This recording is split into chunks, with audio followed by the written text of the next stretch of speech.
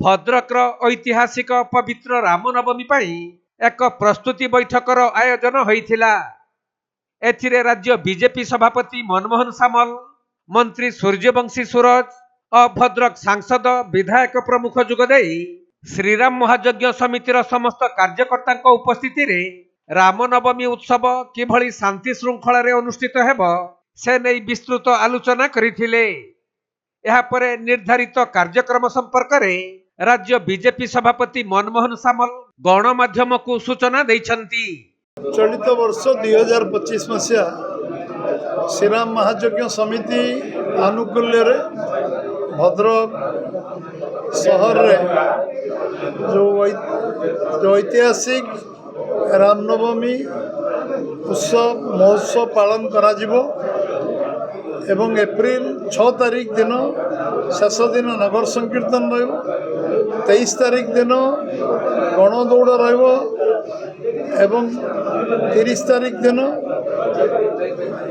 साधु संत पूजा अर्चना हम, गोपूजन हम एवं मोटरसाइकेल शोभायात्रा हम एवं 31 तारीख दिन आम बाल बजरंगी मानकर साइकेल शोभायात्रा हम एवं 7 दिन धरी जो कार्यक्रम चलो 4 तारीख दिन कलश शोभायात्रा हम एवं 5 तारीख दिन अखंड हनुमान चालीसा हम एवं शेष दिन 12 किलोमीटर भद्रक शहर नगर संकीर्तन मेढ़ शोभायात्रा अनुष्ठित।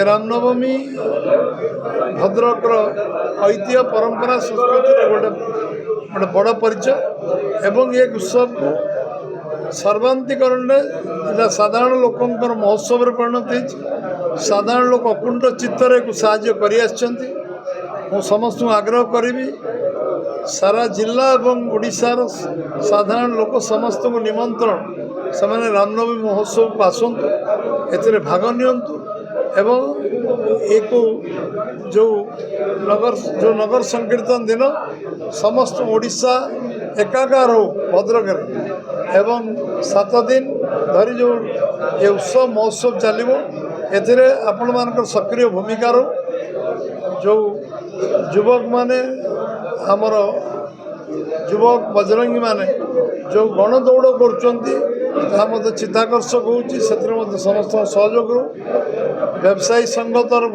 बणिक संघ युवक संघ जो मेढक आमर मेढक कमिटी अच्छी एम समस्त सहयोग रही आसी वर्ष भी रही समस्ते एथर सेमानकर मन जो भावना अच्छी परिस्फुट करूँ समस्ते आम आबाल बुद्धवंता समस्ते जो भाव में एकाकार होती रामनवमी उत्सव पालन कर समस्ते ए सामिल हूँ। विशेषकर माँ भौणी मानकर जो चित्ताकर्षक महिला कलश शोभायात्रा होची यज्ञ आरंभ होची से माँ भौणी मैंने समस्ते सहयोग करेंगे, सांबादिक भाई मैंने सहयोग करेंगे। एकता प्रचार तुंडवाहित सहस्र कोश भली सबू लोक पाखे खबर पहुँचू एवं समस्ते एथिरे आमे आमर एकता आमर ऐतिह्य संस्कृति परंपरा को बजाय रखापी आम समस्ते मिलित होवार काम करवा एवं भद्रक जिला सब वर्ष कर गत वर्ष आम जिते कार्यक्रम वर्ष वर्ष धरी आम समस्त को अभिनंदन जनईचु, धन्यवाद जनईचु, स्वागत करूँ। एवर्ष आम स्वागत करूँ एवं अभिनंदन जनइबू।